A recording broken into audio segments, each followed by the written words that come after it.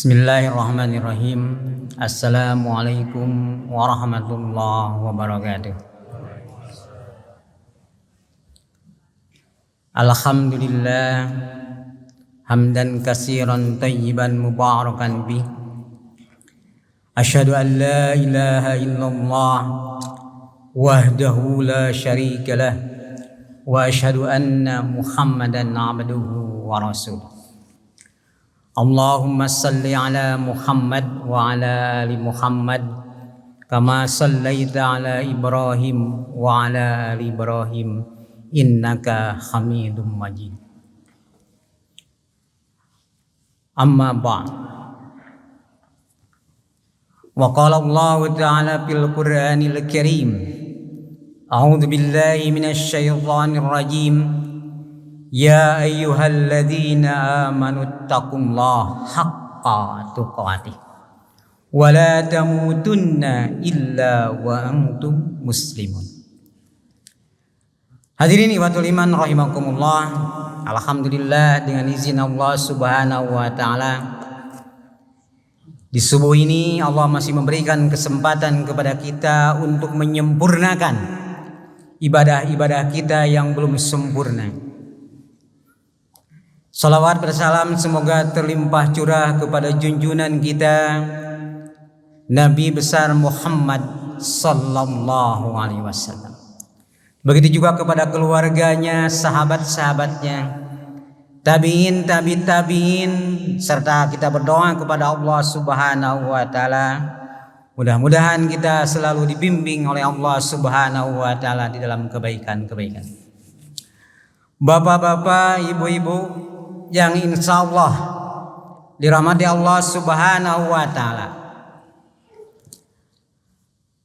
Allah Subhanahu wa taala menitipkan kepada kita salah satu di antaranya adalah umur, Pak. Pasti yang namanya dalam kehidupan ini ada terkait dengan umur. Apalagi kita itu dari mulai dilahirkan dewasa, kemudian umur 40, 60, 70 dan selanjutnya.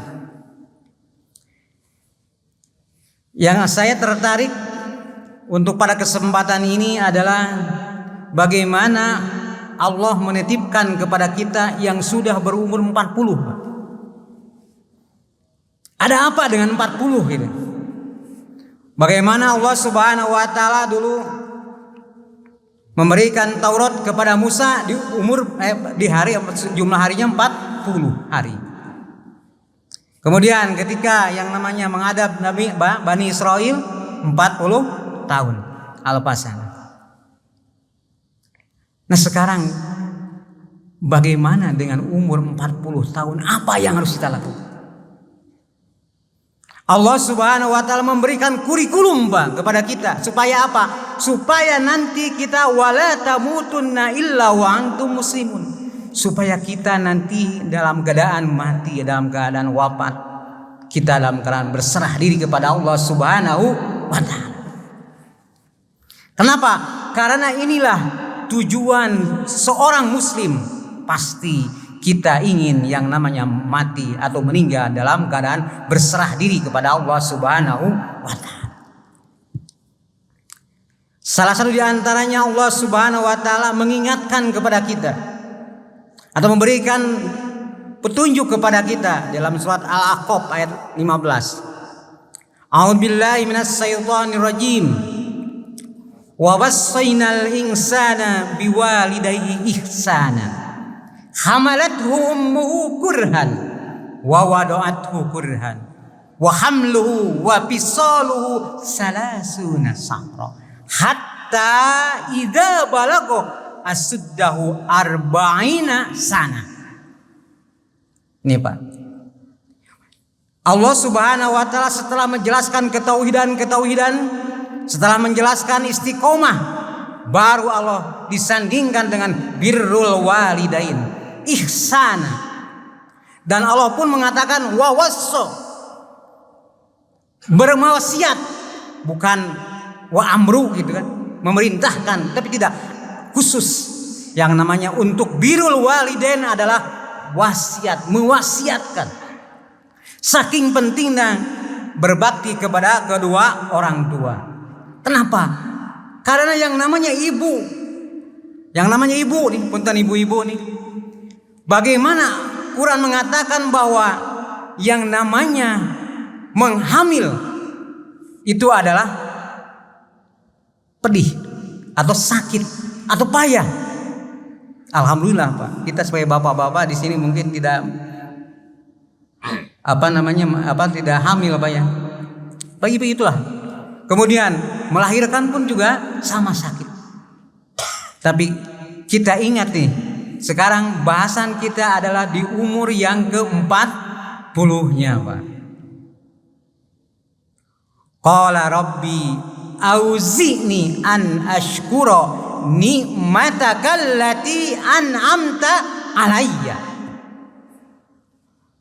Jadi kurikulum pertama supaya kita nanti sukses, kita ini adalah menjadi hamba yang abdan syakuron, adalah hamba yang pandai bersyukur. Kenapa? Karena di umur 40 rata-rata hampir seluruh nikmat-nikmat Allah telah diberikan kepada kita. Minimal sudah nikah, udah punya anak, udah punya itu, udah punya ini. Itulah di umur 40 tahun Pak. Makanya kita pandai-pandailah bersyukur kepada Allah Subhanahu wa ta'ala. Karena apabila di umur 40 ini pandai bersyukur, umur selanjutnya insya Allah pasti Allah menjadikan abdan yang syakuran. Yang kedua apa? Qala rabbi auzini an askura ni'mataka allati an'amta alayya wa ala walidayya wa an a'mala salihan tardah. Adalah kita bagaimana berdoa kepada Allah Subhanahu wa ta'ala untuk mempunyai amal soleh yang Allah ridhoi. Garis bawahi Pak, yang Allah ridhoi. Kenapa? Karena ada amal yang menurut kita soleh, tetapi itu di depan Allah Subhanahu wa ta'ala, di hadapan Allah Subhanahu wa ta'ala tidak ada artinya. Dikatakan haba'an mansura. Bahkan suatu ketika Rasulullah Sallallahu Alaihi Wasallam mengatakan kepada sahabat-sahabatnya, ada hadis ini diriwayatkan oleh Su'ban, hadis dari Ibnu Majah. Suatu ketika Rasul mengatakan bahwa ada orang yang datang nanti di yaumil akhir dengan pahala yang seperti gunung Tihamah. Bayang Pak, Gunung Tihamah itu kan di zaman itu sepanjang lautan merah itu. Begitu besar ya kita bawa amal gitu kan. Seperti itu di hadapan Allah Subhanahu wa ta'ala. Tetapi Rasul mengatakan dia adalah haba'an mansura. Amalnya itu seperti tertiup debu. Debu tertiup angin Pak. Jadi sia-sia Pak. Dengar itu para sahabat Pak. Kalau para sahabat itu kan antusias. Bagaimana? Ya Rasulullah, sibhum lana, berikanlah kepadaku apa sih sebetulnya itu, gitu kan, supaya kami tidak seperti itu. Rasul mengatakan bahwa dia adalah seperti kalian, tahajud, sholat, zakat, puasa, sedekah, birrul walidain. Tetapi dikala dia sendirian, dia bermaksiat kepada Allah Subhanahu wa ta'ala. Naudzubillah Pak. Ini Pak yang bahaya Pak. Kadang kita selalu tahajud, selalu sholat, selalu puasa, selalu zakat. Tetapi dikala kita bermaksiat, dikala sendirian, nanti amal itu menjadi haba'an mansura. Bahkan dalam surat Al-Furqan dikatakan wa qadimna ila ma amilu min amalin faja'alnahu haba'an mansura. Ada hadis Al-Quran pun menjelaskan seperti itu Pak. Oleh karena itu marilah bapak-bapak dan ibu sekalian, mari kita selain kita beramal soleh, kita pun juga hindari bermaksiat di dalam sendirian. Sekarang Pak, ini dengan gadget ini kan bisa orang untuk bermaksiat banyak di sini, tempat-tempat hal-hal yang kurang bagus. Ataupun juga orang di kantor korupsi gitu misalkan Pak. Itu salah satu diantaranya ada maksiat. Korupsi kalau misalkan ketahuan kan bukan korupsi Pak ya. Yang namanya maling kan kalau misalkan ketahuan bukan maling kan gitu. Kenapa? Nah kemudian nanya yang namanya sahabat Su'ban itu, ya Rasulullah kenapa sampai begitu gitu kan? Sebesar apa yang namanya amal tetapi hilang. Kenapa? Karena dikala dia sendirian berarti dia menafikan Allah Subhanahu wa ta'ala. Dia lebih takut kepada manusia daripada kepada Allah Subhanahu wa ta'ala. Ini tauhid Pak. Oleh karena itu hadirin iman Allah, marilah kita jaga amal kita dikala kita sendirian. Sehingga kita berdoa kepada Allah mengatakan bahwa amalan solihan tardohu, yang Allah ridhoi Pak. Mudah-mudahan amal-amal yang kita lakukan ini, sholat subuh ini, kemudian kita melakukan apa aktivitas kita yang dikatakan soleh, itu pun juga mudah-mudahan diterima oleh Allah Subhanahu wa ta'ala. Dengan salah satu diantaranya kita menghindari maksiat dikala kita sendirian. Kenapa? Karena kalau umur masih muda, pemuda kene gitu ya, mungkin banyak Pak yang melakukan maksiat di sini. Kita udah 40 tahun gitu kan. Allah diingatkan jangan seperti itu. Mau ada orang, mau tidak ada orang, kita tetap harus berbuat amal sholih. Siapa? Insya Allah. Selanjutnya, wa an amala sholihan tardahu wa aslih li fi dzurriyyatina. Yang selanjutnya adalah kita memohon kepada Allah Subhanahu wa ta'ala untuk Allah jaga kita di dalam kebaikan kita, kemudian kebaikan turunan kita. Karena banyak Pak, orang tuanya seorang ustadz atau seorang kiai, tetapi anaknya kadang dia sering nyekek botol Pak. Banyak. Kadang orang tuanya di pengajian, di majelis taklim, anaknya bermain judi. Wah. Kenapa? Sehingga Allah mengatakan ku anfusakum wa ahlikum nar.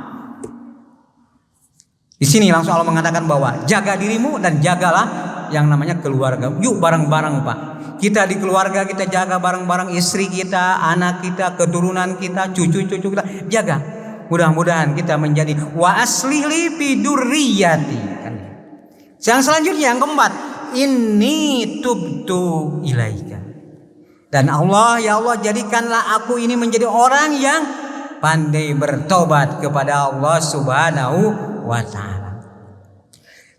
Sebanyak yang namanya dosa kita, sebesar yang ada di seisi langit dan bumi, tetapi kalau misalkan kita bertobat kepada Allah Subhanahu wa ta'ala, Allah pasti akan terima taubat kita. Ini Pak, bagaimana kasih sayang Allah lebih besar daripada marahnya Allah. Marilah kita bertobat apabila kita melakukan kesalahan. Wasari'u ila magfiratin mir rabbikum. Cepat-cepatlah kita beristighfar kepada Allah Subhanahu wa ta'ala. Karena apa Pak? Allah itu bagaimana senangnya Allah terhadap orang yang tobat, diibaratkan apabila seseorang yang dia bawa unta, kemudian untanya hilang Pak. Kemudian dia cari-cari ke sana kemari, cari-cari sana kemari, tidak ketemu wae Pak. Kemudian dengan kelelahannya dia tertidur. Setelah tertidur akhirnya dia terbangun. Pas terbangun terlihat untanya udah ada di depannya. Bahagia tuh Pak. Bahagia. Nggak capek jebok-jebok. Ada yang namanya unta di depannya. Itulah bagaimana bahagianya Allah terhadap hambanya yang bertobat. Jadi berapa banyak yang namanya dosa kita, kalau kita bertobat kepada Allah Subhanahu wa ta'ala, pasti Allah akan mengampuninya. Itulah Allah Pak, sifat Rahman Rahim Allah Subhanahu wa ta'ala. Inni tubtu ilaika wa inni minal muslimin. Tujuan itu kita Pak, Tadi ya ayyuhalladzina amanu, ya ayyuhalladzina amanu taqullaha haqqa tuqatih wa la tamutunna illa wa antum muslimun. Inni tubtu kan, inni tubtu ilaikum wa inni minal muslimin. Nah, itu Pak. Jadi mudah-mudahan kita ini menjadi orang yang berserah diri kepada Allah Subhanahu wa taala. Insyaallah Pak. Alhamdulillah kita juga di antaranya salah satunya kita melakukan sholat subuh berjamaah ini adalah salah satu kita berserah diri kepada Allah Subhanahu wa taala. Karena sekarang ini yang namanya subuh ini puncak-puncaknya Pak. Di bulan-bulan November ini adalah puncaknya sholat subuh jam 4.01 Pak. Nanti mungkin Desember udah mulai 05, Januari mungkin udah setengah 5 lagi nanti. Sekarang lagi puncak-puncaknya apa? Pahalanya besar sekali Pak. Godaannya pahala besar untuk bangun di seperti ini. Tapi kita oleh Allah Subhanahu wa taala dimudahkan untuk melakukan sholat subuh jamaah. Alhamdulillah. Mungkin itu aja yang bisa disampaikan pada kesempatan ini. Yang benarnya datang dari Allah Subhanahu wa taala, yang salahnya berdasarkan kekurangan dari saya sendiri dan kehilapan saya sendiri. Aqulu qauli hada wa astaghfirullah li wa lakum. Wassalamualaikum warahmatullahi wabarakatuh.